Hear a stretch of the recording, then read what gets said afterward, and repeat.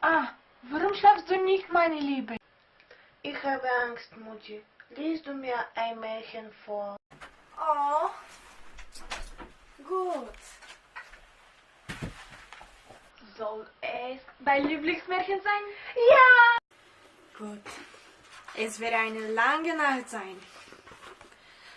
Es waren einmal Engländer, die die Entscheidung trafen, nach einem neuen Zuhause zu suchen. Sie verreisten lange Zeit und erreichten die Atlantikküste. Dort gründete sie ein neues Land, ein neues England, aus dem später 13 verschiedene Kolonien entstanden. Georgia, South Carolina, North Carolina, Virginia, Maryland, Delaware, New Jersey, Pennsylvania, New York, Connecticut, Rhode Island, Massachusetts und New Hampshire. Sie wurden auch in Nord- und Südkolonien geteilt. Im Norden arbeiteten die Leute als Farmer und Lohnarbeiter.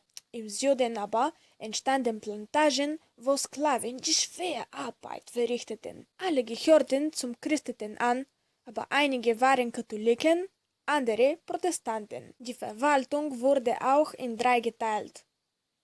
Erstens, der Eigentum des Kaisers. Zweitens, Privateigentum. Und drittens, Selbstverwaltung. Es brach der Krieg zwischen England und Frankreich aus, der unter dem Namen den Siebenjährigen Krieg bekannt ist. Beide Staaten wollten Kanada erobern. England gewann den Krieg und verdoppelte ihr Territorium in Nordamerika. Das bedeutete aber viel mehr Kosten zur Verteidigung der neu erworbenen Länder. Die englische Regierung hielt die neuen Kolonien für eine sich schnell entwickelnde Bevölkerung von Farmern, Händlern und Handwerkern, die aber nichts dem Imperium bezahlten. Deshalb beschloss man, Steuern einzuführen. Die erste Steuer nannte man der Sugar Act. Sie betraf alle Waren, die Zuckergehalt hatten. Das genügte aber dem englischen König nicht und er legte die zweite Steuer auf, der sogenannte Stammpakt. Aber die Kolonien weigerten sich, diese Steuern zu bezahlen.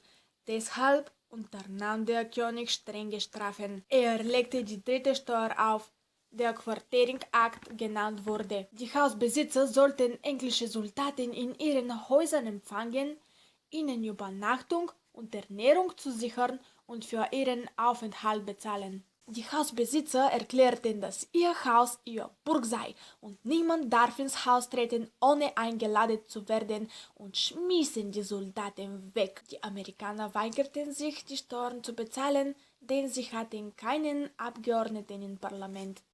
Es ist geglaubt, dass die Boston Tea Party zu Beginn der Kämpfe um die Unabhängigkeit führt. Oh, Tea Party. Ja, Darling.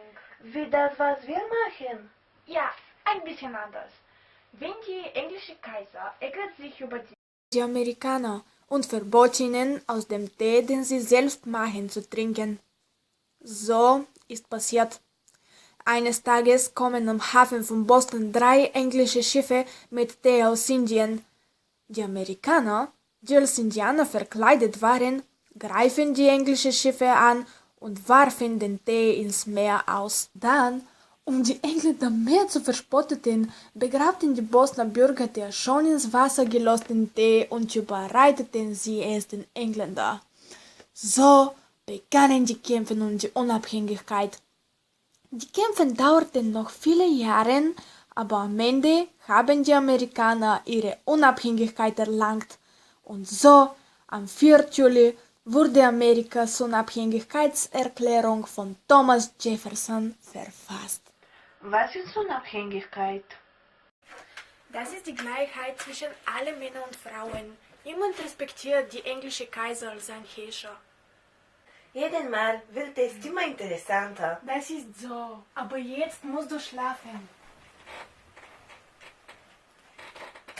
Gute Nacht, Brumilda.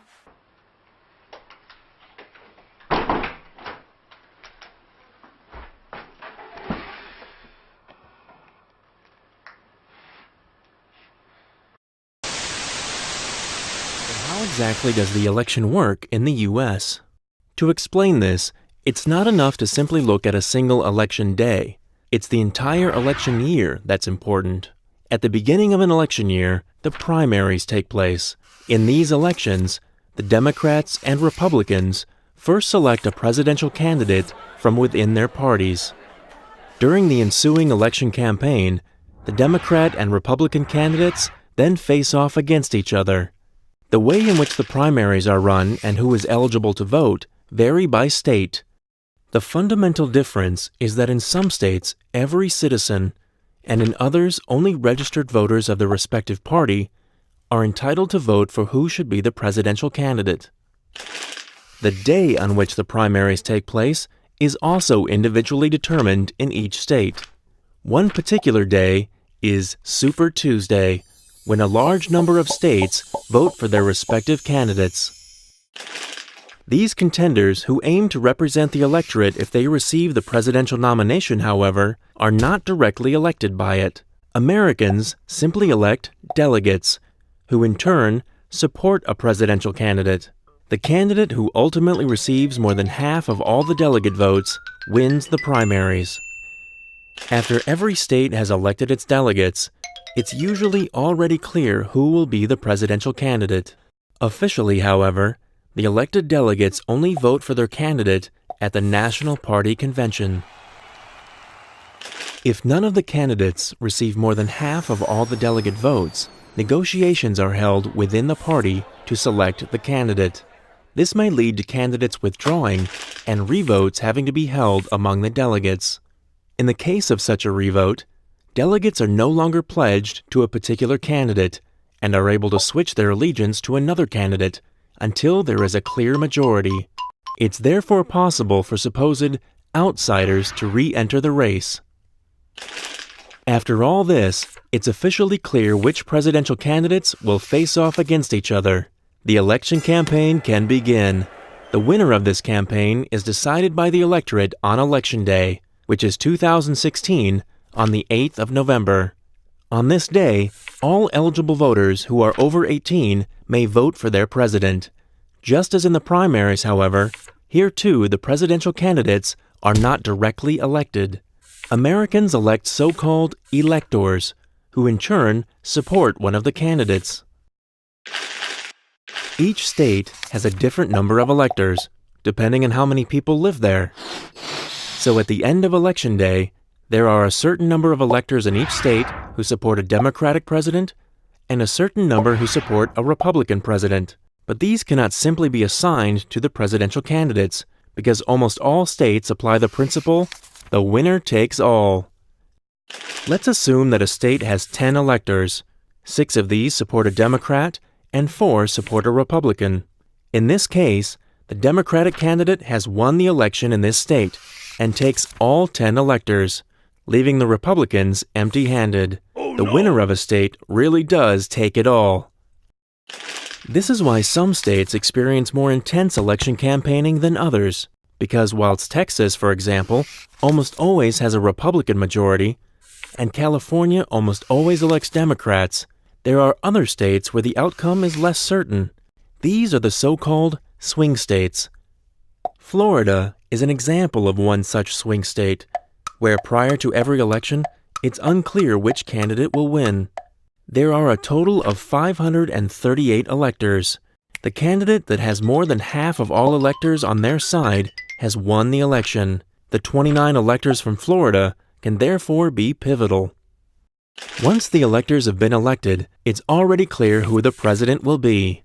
However, the president won't be officially elected until the Electoral College on the 18th of December, 2016, when all the electors cast their votes in their state.